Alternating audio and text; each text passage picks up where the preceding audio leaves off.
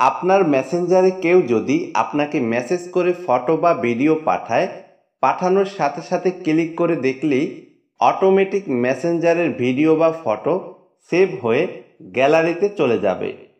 সময় নিয়ে ডাউনলোড করার প্রয়োজন হবে না। তো চলুন তাহলে ভিডিওটি শুরু করা যাক।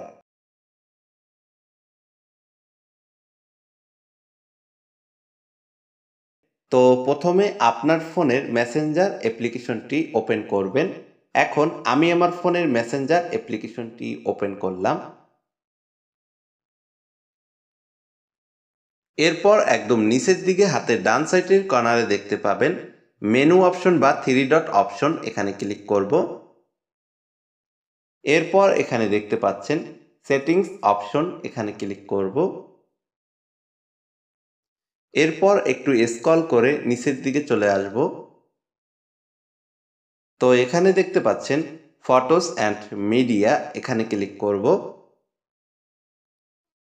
এরপর প্রথমে দেখতে পাচ্ছেন সেভ অন ক্যাপচার, এর পাশে দেখতে পাচ্ছেন একটি ইনেবল অপশন অফ করা রয়েছে, এটাকে এখান থেকে অন করে দিব।